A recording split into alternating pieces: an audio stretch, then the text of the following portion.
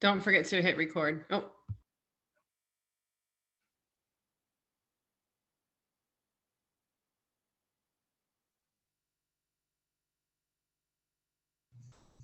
Hello, welcome to Team Healthpoint. So here's a little introduction to us.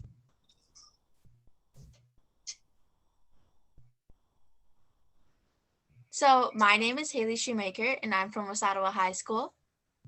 My name is Lydia Foy and I also go to West Ottawa High School. My name is Rebecca Keener and I go to Hudsonville High School. I'm Ivan Lopez and I go to Zealand East High School. I'm Giselle Roman and I go to West Ottawa High School. my name is Ashley Meyer and I work at Hamilton Community Schools. My name is Lauren Fisher and I go to Holland Christian High School. My name is Yellow Morales and I go to Fenville High School. My name is Sarah Schloff and I go to Holland Christian High School. And I'm Scott Ziegenfelder and I work at West Ottawa High School.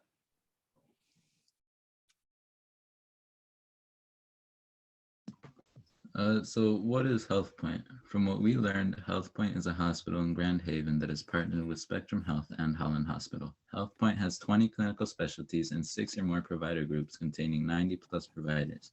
Healthpoint's mission is to be a trusted partner that guides their patients through a good health journey. They want to deliver accessible, high quality, and collaborative care for everyone in Grand Haven and surrounding communities. Healthpoint has a vision to set new standards to healthcare's access, convenience, and value through collaborations by its own owner organizations. They plan to advance the culture of service excellence with patients, families, employees, and providers. Now I'll pass the next slide to Rebecca, who's going to introduce the driving question. Thank you, Ivan. First, we were introduced to our company, Healthpoint, and then giving a driving question, which is how can Healthpoint enhance the virtual health experience for its patients and/or providers? Now, Sarah will talk about the background of our driving question. Thanks, Rebecca. So virtual health has become very important recently because of COVID-19, and with people being worried about germs and catching the virus, some may want to limit their time outside as much as possible. However, even after coronavirus is gone, virtual health will still be widely beneficial for everyone. It will save time, cost, and it will make it easier for people to get access to healthcare. So instead of having to drive all the way to the doctor's office and waste time and money on gas, you could just stay at home and do the visit on your computer. Now back to Rebecca with the introduction of our journey. Thank you, Sarah. Continuing, we will now be explaining our journey to finding possible solutions. The first person to start us off is Cielo in the next slide. Thank you, Rebecca. So our rundown consisted of many events. Firstly, we were introduced to the company and its driving question, as well as learning what virtual appointments are and the experiences of both patients and providers. After this, we completed a few activities to further help us grasp the idea, the driving question, and get us going. Following these activities, we came down to 3 groups: connectivity, how-tos, and marketing. After trial and error, we further narrowed our ideas down to 2 groups: retirement and technology. Now I'll let Ivan talk about our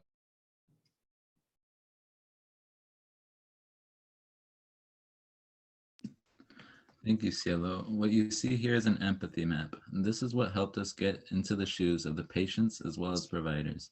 The goal of this was to understand things from their perspective, like what they think and feel, hear, do, say, and see. By doing this, we were able to get a clear view of where problems were arising and what we could do to address them.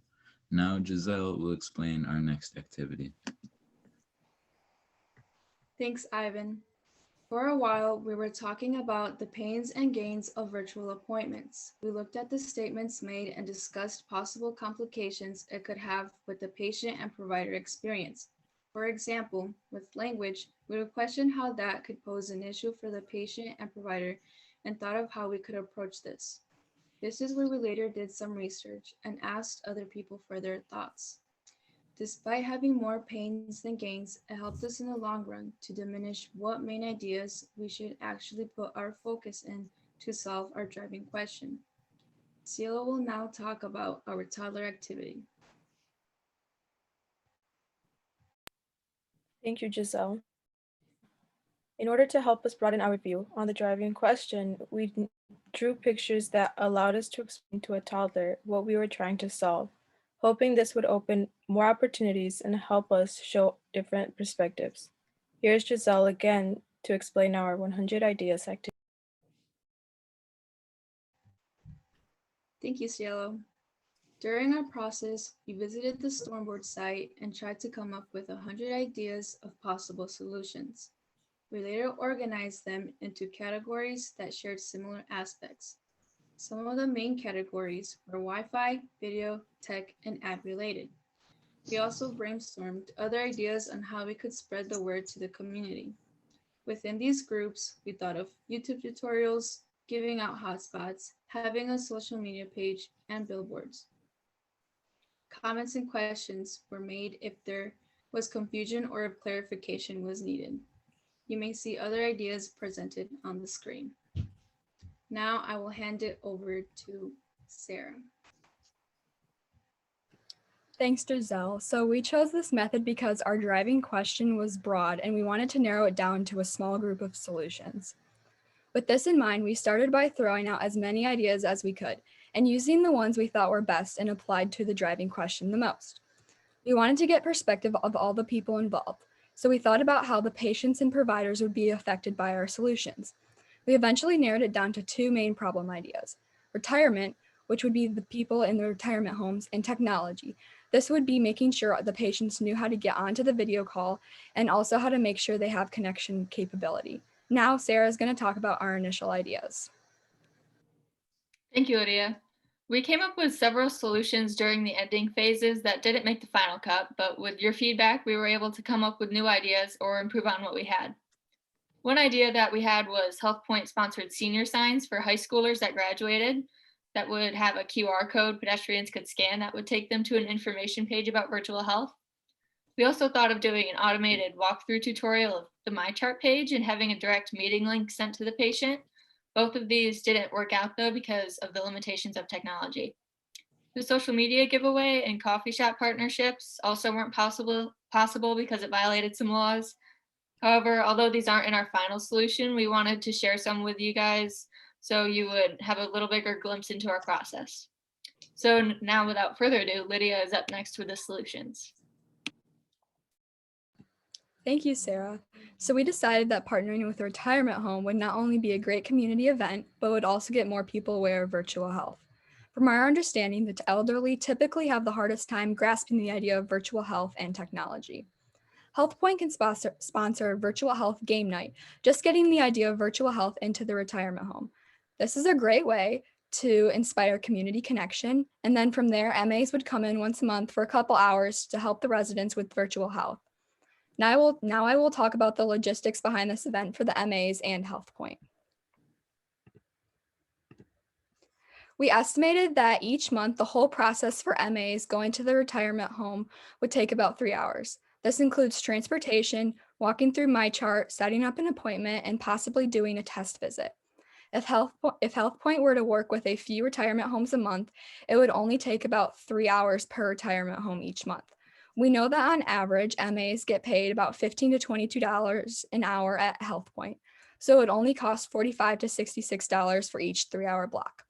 To advertise in their retirement homes, Healthpoint can utilize low-cost marketing such as flyers as pictured on the slide. I will now hand it over to Haley to talk more about more information. Thank you, Lydia. Within a small amount of time, I was able to gain the interest of 4 nursing homes. I also found out that all the nursing homes that I had spoken to had at least some type of technology on site for the members to use. I also found out that the majority of the retirees within these nursing homes had their own device already on hand. Lastly, a good portion of them that I had called had immediately said that they would be open to this partnership. In the next slide, I will be discussing about information flyers. So here's some informational flyers that we have created for you all to possibly use. You can give these flyers out to basically anyone, so not only the elderly from retirement homes, but within the collaborations you've had with small companies, probably schools, and even within your hospital. We were also thinking that these could be virtual flyers displayed on TVs within retirement homes, town centers, and many more. Now, I will pass the next slide to Sarah, who will discuss about a Spectrum Health channel. Thank you, Haley. So in addition to the flyers, we thought a good way to spread information out to the elderly population would be to have designated TVs in buildings that house a lot of seniors, like retirement homes. This segment could be however long you wanted it to and could feature doctors explaining how virtual health is still quality care, a brief explanation of how to use MyChart and log on to a meeting, and someone explaining how you would decide to do virtual or in person. After researching the costs of operating a TV channel in a place like a retirement home, we found that it could be expensive for every TV in the building to have the channel. So if that's the case, the segment could play on a single TV in the community room. So next up is Lauren, who will wrap up our presentation.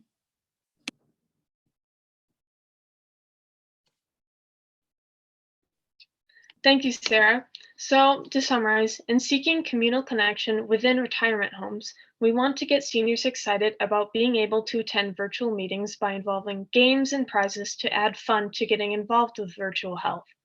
So going off of that idea of having a sort of game night, we wanted to have the people in the retirement homes aware of this event. So we created an informational flyer giving basic information on it.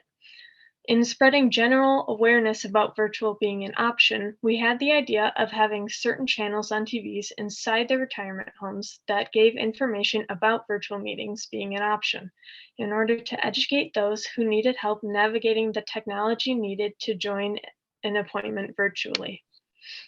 So thank you all so much for your time and for listening to our presentation.